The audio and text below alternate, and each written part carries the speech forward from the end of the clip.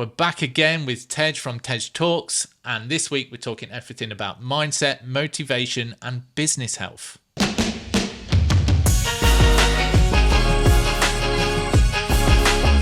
So someone who came from a 9 to 5, quote unquote, one of the biggest mindset shifts was going from that clock in, forget about your job, and then, you know, you clock in the next day and you're back in work mode. So what would you say are some of the biggest mindset shifts people need going from their job to being responsible for everything, your money, the lot, you know? You know what?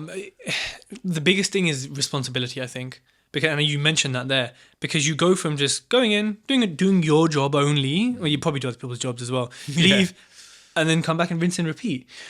When you have a business, you are the accountant, you're the CFO, you're the CEO, you're the COO, you're just every single C there is under the, you know, and that responsibility shift is massive. Whether it's just like keeping up to date with HMRC paperwork, whether it's, you know, filling in what you need to fill in, tell me about it, whether it's just ensuring that, hey, if I'm supposed to be building a brand, are my social media posts going out on time? Oh, but then I also need to speak to that customer. It's making sure, and like, you know, having a project management tool like Asana, Monday, Trello, etc. can be super useful for this. But it's just being responsible and knowing that you are responsible for all of these elements, but not being overwhelmed by it, because it's very easy to think, Tej, I've got 7 different jobs to do. And yeah, you have, but I mean, you're not being an accountant every minute of the day, are you? No. You're probably doing sales and marketing and customer and delivery the most, but you still have other things to do. So that responsibility, but also that kind of leads to motivation and discipline, which, you know, we can talk about in more detail, but you need to be getting up every day, putting in work. If your manager's not there saying to you, yesterday you made 20 calls, but we've set KPIs for 50, if it's just you saying, oh, I did 20 yesterday and I'm supposed to do 50, but you ain't going to get anywhere. No. So you need to almost manage yourself and have that discipline and motivation and responsibility to know that if you don't work, it doesn't work. No. If you fail, it fails. No, there's no days off. I think a little mindset shift for me in the beginning when I started working from home, I'm like, I'll just stay in my pajamas and I'll just go downstairs, sit in my sweatpants and drink coffee.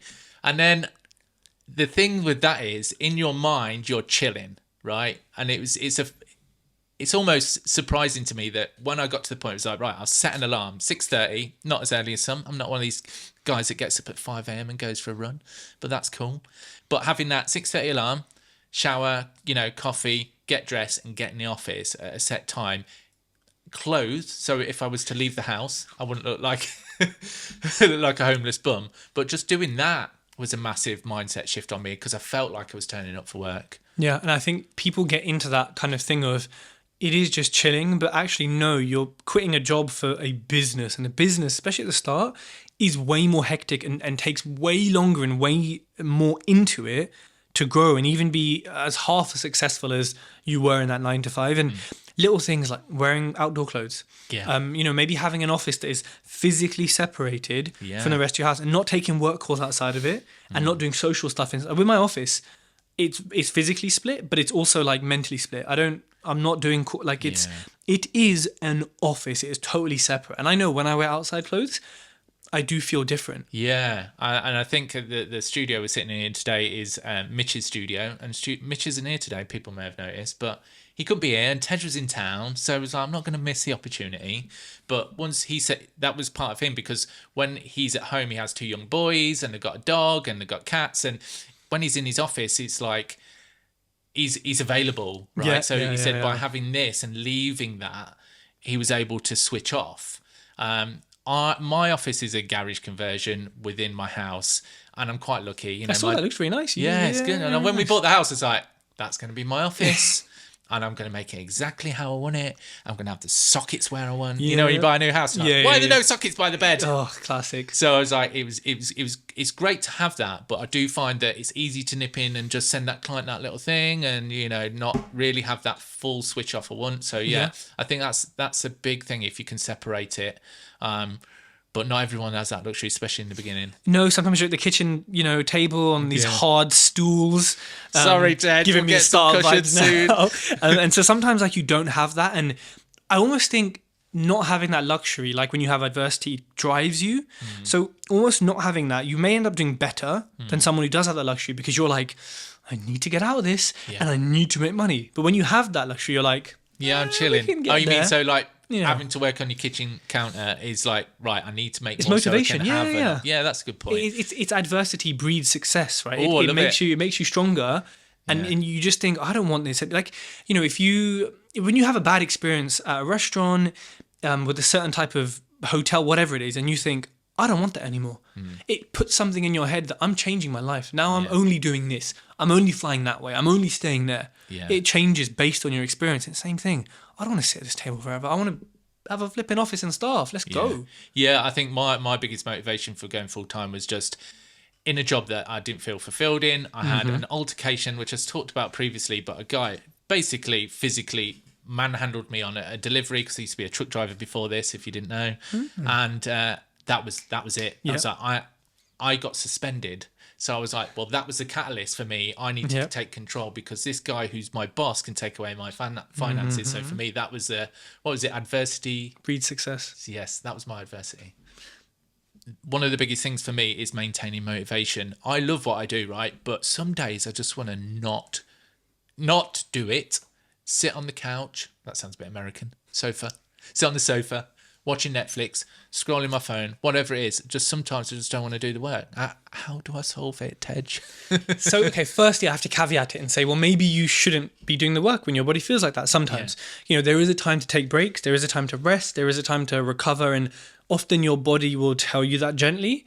And then when you don't listen to it, it makes you ill and it forces you to take that break, right? Entrepreneurs always, you know, we know about this. But I think there's always a battle between motivation and discipline. And motivation is, I feel like building my business. Yeah, Let's do it. I need to go gym. I want to get big.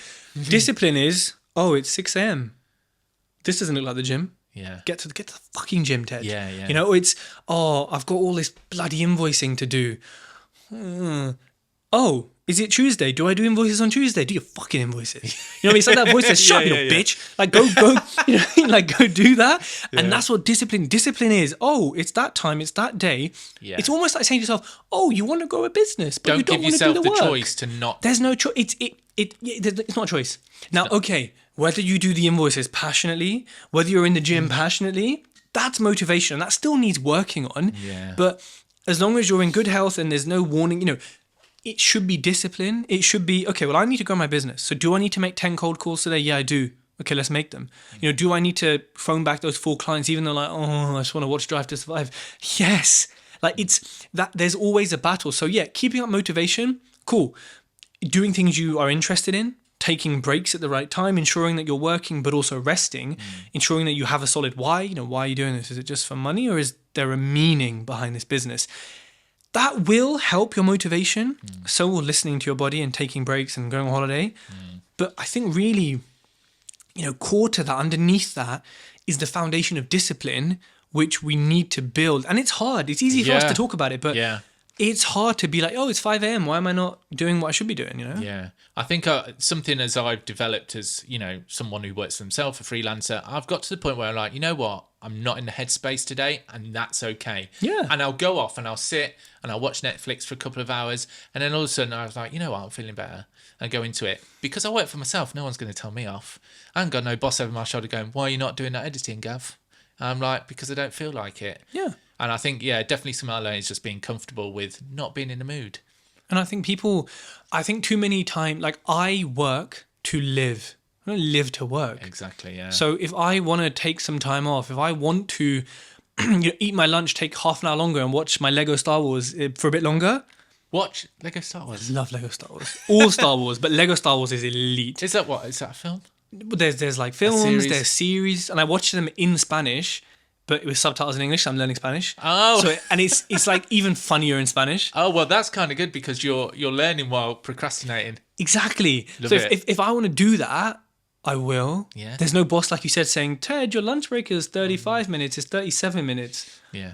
Shut the fuck up. Like there's there's none of that happening, and that's why I work. Yeah. It's to create that freedom. Yeah. Like I said to you before, I've been ill for a week, so I've literally finished Drive to Survive. I've finished all these different series, and I'm like, I never do this. It takes me like 6 months to finish things normally. Yeah. but I did it and nothing went wrong and it was cool. I mean, I was forced to, but this is why I have these businesses, so that I can do what I can be here on a mid, you know. It's like, come around, let's have a chat. Do whatever I good. want. I've built that, and so, but that's me. There's people who want to build £1 million empires. Great. And if you want to, great, you can. I don't want to. I'm just enjoying life. More money, more problems. Big said it. I'm a big procrastinator, and Mitch, who runs this with us normally, he's the same. It's so easy to be distracted by your phone. So I even have an app on my phone now that blocks social media from 9 till 5, and you can't Opal, it's called, and you can't undo it. So you go and it's like, no, you'd have to uninstall the app and then reinstall it, and it costs you. So that's been a big thing for me to avoid that. But what's the best way you would say to get past what most people I speak to, and you know, who procrastinate? How do we solve this problem, Tej? So procrastination is poison, isn't it? They say, but is it? Well, I think if you're a creative person, or you're an ideas person, or you're the kind of person in a job where you need ideas and you need creative solutions through problems, often we get them in the shower, when we're walking, when we are procrastinating. So, you know, I think we have to realize the difference between useful procrastination, like walking, showering, thinking, meditating, and like, you know, mindless dopamine craving, toxic procrastination, which is Instagram and scrolling, which you've got a great method to block. So I think firstly, identify the type, because you might have your best ideas when you think you're just procrastinating, fiddling with it, you know, whatever. And then I think second to that, there's like techniques or time blocking. You know what you need to do tomorrow. Okay, well then block it in your calendar. 2 hours for this, 1 hour for that edit, 2 hours for this site visit, this, and you know, half an hour for lunch. Like put in everything. Some people even put in their toilet breaks, like everything, so they are like super efficient, right? The Pomodoro technique, whatever it is, we see that 20-minute timer and we're like, I need to do it. So explain that, because I know that. But... So the Pomodoro technique was developed by, I think, an Italian scientist to do with or someone. Cooking sauce, something sauce. like that. Yeah. And so Pomodoro is Italian for tomato. It's a 20-minute timer with 5-minute breaks. So they say you should do 2 or 3 in a row with the breaks in between, and that'll make you super productive. And something about it does, because you think, you know, if you give something a deadline, when does it get done? The day before. Oh, mate, the minute honestly, before. that's what I say to my clients. When do you want it for? And they go, oh, whenever. And I'm like, no, give me a deadline, please. Yeah, because it's just going to sit there. And, you know, like time fills up the space you give it. Yeah. So if you give it a week, it takes, you know, I know Mitch will be editing this going, because when we have weddings, typically it's 8 to 12 weeks delivery time. And when do we do it? In the 12th week, probably. Yeah, exactly. We both do exactly. It, so, and so this technique hones you in focus. It's so simple, but I think there's a competitive edge as well, where you're like, okay, I've got 20 minutes. I need to finish the task. And it's more for like doing a single task of deep work. So those are really useful. There's a book called Deep Work by Cal Newport. Excellent book, backed up with research, where he gives a bunch of techniques for like how to actually get back into deep work while we've stopped getting into it, what deep work actually is. And for you when you're editing videos, that is deep work, you know, because you're in it. You don't need to be like, that is deep work. Whereas responding to emails, working in sales, you have less elements of deep work. So it's obviously relevant to your position. But I think those techniques, time blocking, time tracking is really good. There's a tool called Toggle. So you can track, okay, how much of my day is pissing around? How much is on editing? How much is on Instagram work? How much is on the brand? Activity on so it doesn't do it automatically. Or maybe it does now, but you kind of say, okay, now I'm working on this, enter, and you stop the timer. So you kind of, at the end of a week, you can see, oh shit, I spent my God, look at all that time on YouTube. Yeah, literally.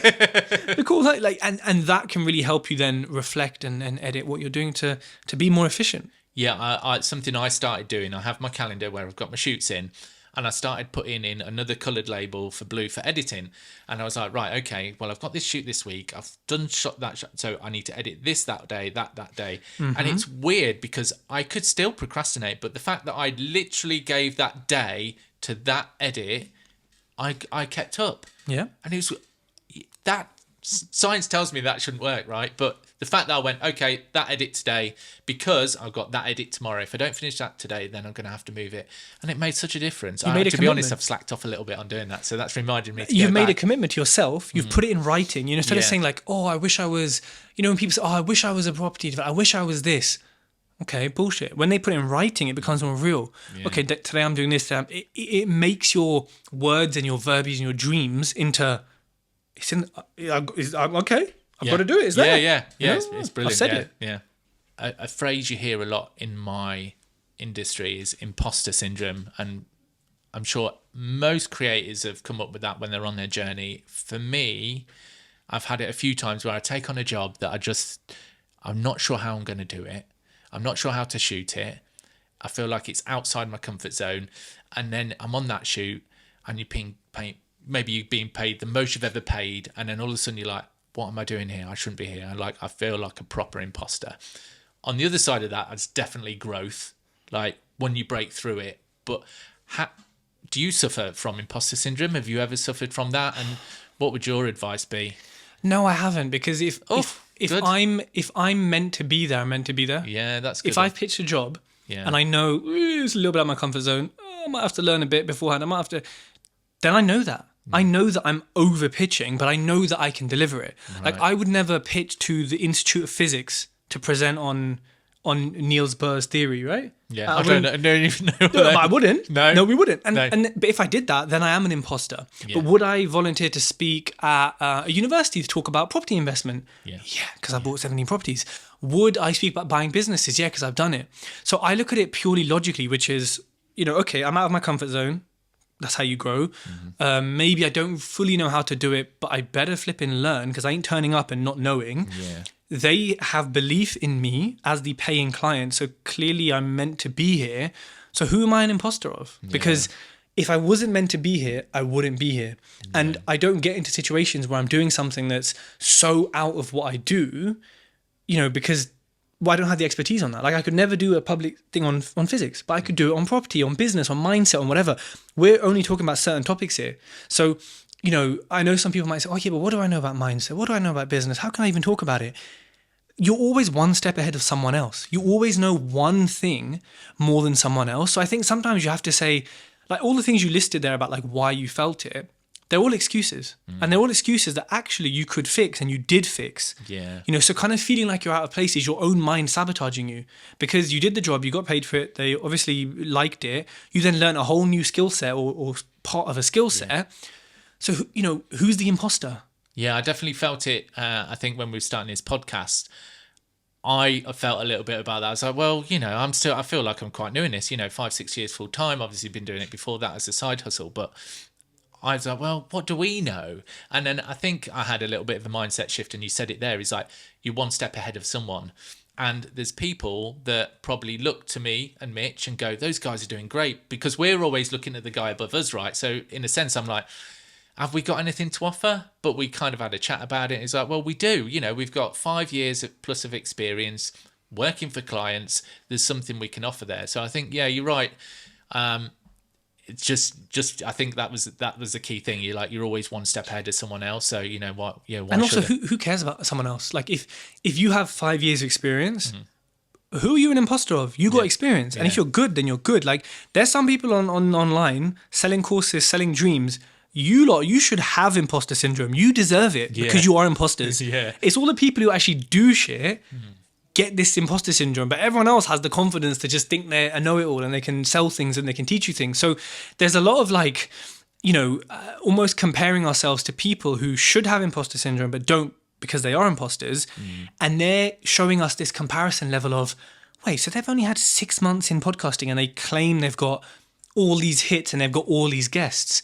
And so it's very easy to look at that and say, well, I've got 5 years in it and I'm not even anywhere near there. And it's like, yeah, but that's fake. Yeah. So a lot of the times our comparison levels are fake. Yeah. They don't even we're not comparing to the actual reality.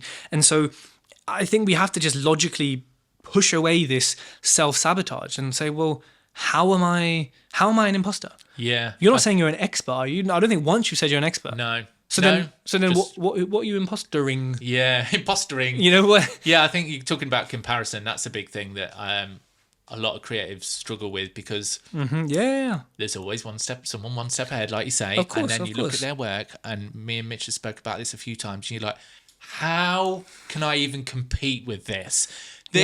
You look at that video and you're like, it's just leagues above where I am. Yeah. And comparison is a thief of joy. It's really cliche, but it is. And we need comparison because we need to know where we are. Are we progressing? Are we just going backwards? But then I think you have to be so mature in your comparison to not be like, what you said there is like, okay, but then I bet afterwards you and Mitch reviewed the video, you checked whatever, and you said, how could we learn from that? How can we get, you didn't just say, well, that's all good. You said, how do we get there? That is the maturity in comparison. A lot of people just say, I'm never going to be there. Yeah, we're always looking, like every shoot that we do together, it's like, how can we make this better? Like the podcast, and if you looked at the first setup of this, it's way better now than it was, because it was like, well, if we like this that way, or maybe we do this, and we're constantly evaluating. So I think comparison is okay, as long as it doesn't stop you creating. It's healthy, like you say, to go, oh, that's good, I wish I could be like that, how do I get like that? Yes, that's the maturity. It's how to use it to move forward, not to stifle you and stop you. Yeah. As freelancers and self-employed folk, what sort of rituals, sounds a bit spiritual, doesn't it, and habits can we implement on a daily to make sure that we stay as motivated as we can, as healthy as we can? Movement is like the cure to everything. As in, like, most exercise. Yeah, most people, even just getting up from your seat every half an hour, like just doing steps, like any form of movement, especially weightlifting, has been shown to increase bone density, to reduce sarcopenia, which is the weakening or reduction in muscle as we age, which happens from 30 onwards. Oh, shit. You lose, so testosterone drops. Everything just goes wrong as you age, right? Well, as humans, once we pass the evolutionary mating age, everything just goes to shit, right? Great. It just does. And so movement and eating healthy. Now, look, I'm not going to go into what a healthy diet is for everyone, but a balanced, healthy diet full of whole foods, fruit and vegetable. I'll leave it there. Not clean food, athletic greens. Let me just suck this green shit. Like, we were designed to eat foods. To interrupt, food that doesn't need an advertisement. Food, yes, food that comes out of the ground, comes off a tree, blueberry, that stuff, along with movement, for me is like central to everything that I do. Like, that lifestyle is I wake up 5 to 6 every morning in the gym, eat healthy every single day. Do you go to the gym? Yeah, gym every probably 6 days a week. Cardio sometimes, mainly not. And balancing that, like, not even balancing that is a non-negotiable. That's a discipline, right? Like that's discipline. That is happening no matter what. Actually, sometimes when I've had the least motivation, I've had the strongest workout. And I'm like, so sometimes your body just tricks you into, bed's warm, bed's comfortable. I do meditate occasionally. I did try and like get it into my schedule, but I can't. And if I can't after trying that hard, it's not for me. Yeah. But I will do it. I read like the Daily Stoic, which is this incredible book. Yeah, massive. Love it. Such a good book every morning. That philosophy, it just resonates with me. Ryan Holiday, genius as well for like converting it into modern stuff. So good. And so I would say, little things like standing up every half an hour at my desk, taking regular screen breaks, taking regular breaks from work, ensuring I have daylight, ensuring I go out. I do blood tests every year with Medichecks, cost like 250 quid. Just did one recently to check everything. I mean, everything. So like, do I need to supplement? Am I deficient? What's going on? To understand my body. Private health insurance as well. So for me, a lot of the rituals are around health, like sleeping. I have a Fitbit which tracks sleep. And I do look at it when needed. I sleep same time every day, same amount of sleep. I'm very like sleep hygiene. Average? 7.5, I'd say. I'm about 7. Yeah, I feel good on that. I feel good, yeah. Sometimes a bit less, sometimes a bit more. But when I'm ill, obviously like double sometimes. But like for me, that sleep hygiene is so important. Like no water, like an hour and a half for bed, no phones, super dark in there, super quiet. My phone goes into the office at 10 p.m. I love that. And that app kicks in at 10 p.m. So it goes in the office on charge. And I've got one of those old school alarm clocks. Yeah. It's super loud. So not scrolling before bed. And then I get up, I'll go out, wake up, go down, bring coffee up, have coffee with my fiance in bed. And it's just this lovely little morning, and then go on the phone. And then, because 100%. you open that email from a client going, mate, I need these changes done by today. And it just stresses you out. It ruins it. Yeah. And this week, I'm someone who... I'm very yo-yo with exercising. I am a member of a gym. I'd not been for a little while. I've frozen it over Christmas because I just knew I wasn't going to go. But this week I felt pretty low. I don't know why. I just felt I just wasn't there. And I was like, right, the trigger every time is go do some cardio for me. I know you look... I do weights as well. You wouldn't think so. But having that half hour on a treadmill, 10 minutes on the bike, got home, shower, some food, and I was like... Changed.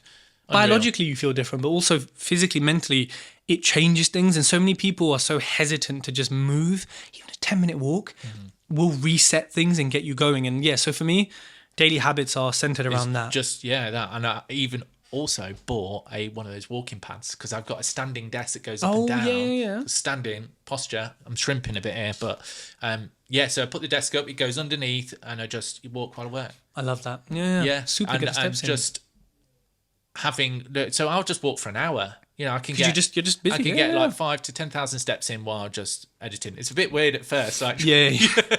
But you get to the point where you don't even realise you're doing it. Yeah, of course. And that was like 169 quid. Bloody hell, it's worth it. That's to get your steps in when you're working from home. So yeah, it's interesting. I think it's funny you mentioned that because this week it was kind of the trigger. It was like, right, I haven't done any exercise. I used to play squash loads. I haven't done that much recently. So it's like, right, I'll just go to the gym. And it just transformed. So you're saying that's the core. 100%. I was expecting you to go, right, you must do this, and there's like some sort of work. If people did less methods of this morning routine bullshit hour of this, they'd get more fucking work done. You know what I mean? Like, so do whatever suits you. And meditation doesn't suit me clearly. Do it when I can. But having that separation, no phone straight away, like, not I sleep better. Sleep something. Just hydration when you wake. It's a lot of it is based around health for me. And to mention good sleep, I always used to wake up, have like water by the bed and just a dry mouth. And someone said, try nose strips. Have you ever tried them? I haven't. It's a bit of a hack that I didn't realise I needed, but I was obviously mouth breathing while sleeping and it was waking me up through the night. But I've been using these nose strips and I sleep through. And I never sleep through. I'm always like waking up for a drink. Love it. Yeah, just because it increased airflow. Random one that's like probably kind of relevant, talking about sleep health. Yeah, I love it. It's been great. That's it. Amazon are loving me. Every month, 30 new nose strips. Like Alex Hormozy with his nose strip. Yes. You see some of these guys, these gurus on, and they've got these nose strips on. I always thought, what are they doing that for? But like, works clearly. I'm not wearing it in a day. Unless I get like some brand colour, figure out my brand. You should have a yellow one. I should have a yellow one, yeah. Yeah. Again, cheers, Tej. I've really enjoyed the conversation. It's always nice to have other people on and get their perspectives on things we've already spoken about, because we may have covered this on some level, but to have you in, it's been great, mate. So let the folks know where's the best way they can get in contact with you. Tej-talks.com or tej.talks on Instagram, and you'll see me. Cheers. Thank you very much, mate.